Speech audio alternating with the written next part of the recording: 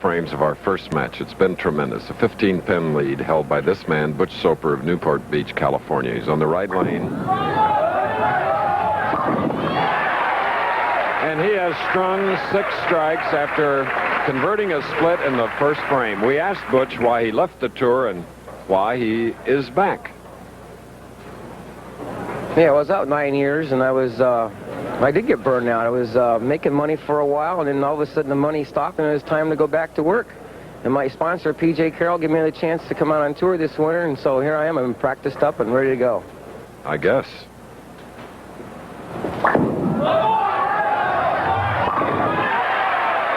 Now 7 strikes in a row. But remember, he marked with a spare, converting a split in the first frame. Ringener at a 225 pace has a possible 255. Soper right now going at a 259 pace. Ringener has to put it together. You have to attack when the scores are high. This 24-year-old finished 15th in this event last year. Left a 4-pin. Couldn't trip it. He's kept it in play all but 2 shots, and both of those shots, he eased up on the speed and the ball ran high. There's no what we call hold area where you can pull the ball and have it settle in the pocket, but if you keep the speed up, it'll swing back from that outside line. Good carry. That's the first ball that entered the pocket that did not strike today. Total prize money in the AC Delco Classic, $135,000, 23 to the winner, 12 for second. And a spare now in the 8th frame for Ringener, averaging 203 on this championship pair. Soper had 213. There you see the situation. A 35-pin lead by Soper. Charlie Tapp, who will meet the winner, keeps warming up to the right, causing the sound of the pins falling that you hear occasionally here on our telecast. Must-strike situation for Phil Ringener. Still possible 245.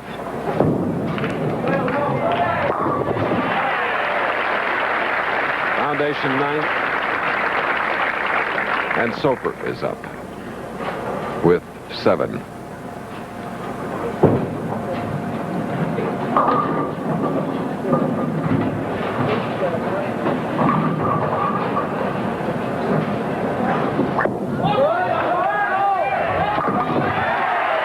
Make it 8 in a row. When you're hot, you're hot. It's just a matter of how much he can get. He's in the 260s. If he strikes out, a possible 290 game for Butch Soper. What amazing turnaround from last week when these players get loosened up. I think the second week out in the tour helps them all acclimate. What scoring? Look at that, a 45-pin lead.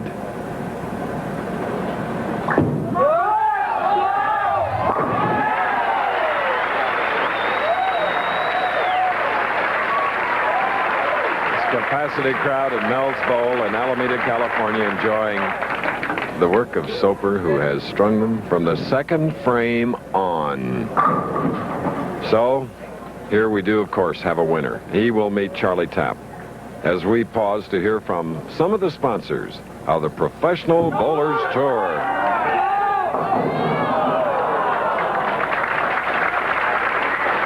Be in the 270s, Chris.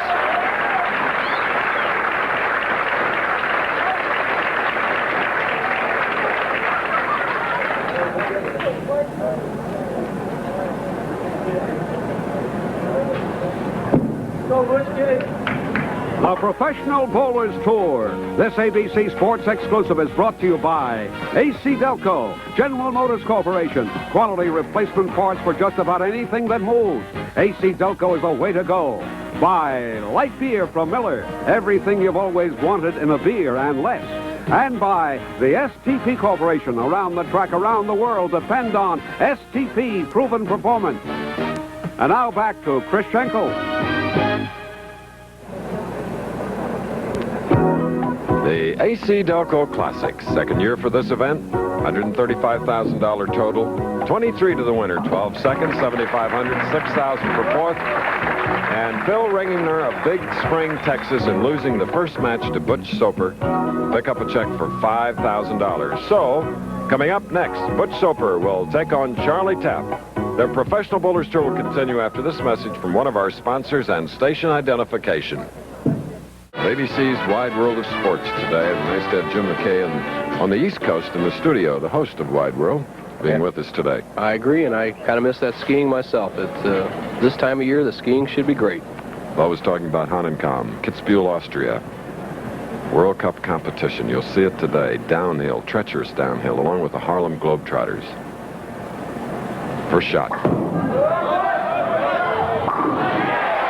who had 9 strikes in his first game victory, has opened with 1. So immediately the pressure is put on Tapp, who's had to stay off to the right and practice a little and watch. This 31-year-old pro from South St. Paul, Minnesota, looking for that first title, and he has had some close ones over the years.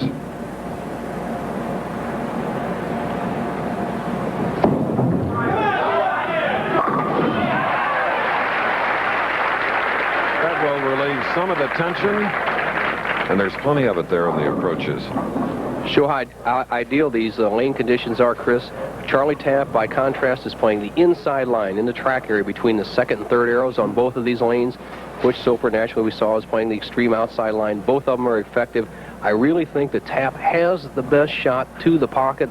Let's see what happens. He definitely, I don't think, will carry as well as Soper. Let's see if we can keep it together. 200-pounder with his second shot.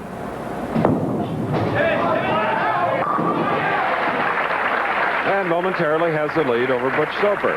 Charlie Tapp. Soper, as you'll recall, opened with a strike in the first after 9 in his victory in the first game over Ringinger, 279 to 225.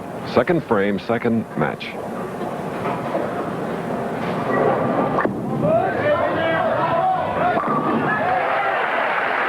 Well, much to the pleasure of the founder of the PBA, Akron's own Eddie Elias. Sure has a nice haircut. Look at that. Doesn't he, though? Yeah. Cost him $60 yesterday. I used to think, I used to use the adjectives ingenious and brilliant, but $60 haircuts, I don't know. With no expense account to put it on. Butch Soper, perfect through 2, has struck every time he's hit the 1-3 pocket today.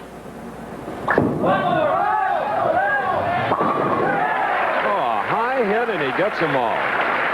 3-bagger for Butch Soper. We're live in Alameda. Watch the left side of your screen, the 4 and 7. The ball hits high, Chris, and packs the 4-7 straight back. The 2-pin goes to the sideboard and drives both the 4 and 7 back from that extreme outside line. Soper's got it going.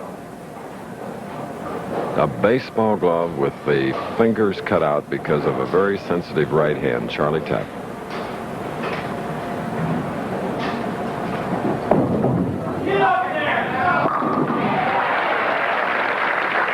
Sensitive to the competition is Charlie Tapp, and we have an even match through 3 frames.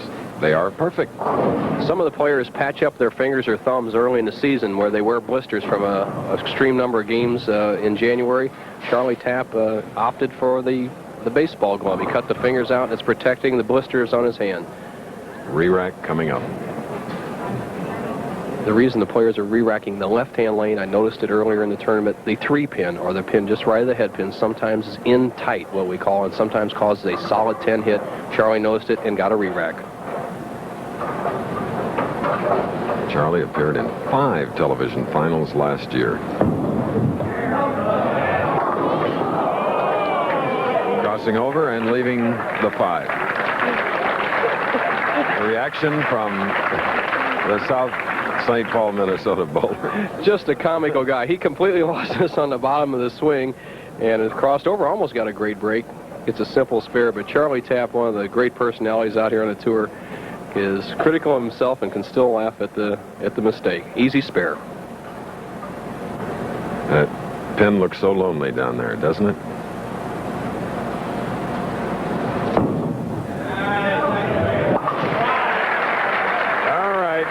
Charlie Tapp. Affable Charlie Tapp. He trails by 1. We have a great second match. More of it following this.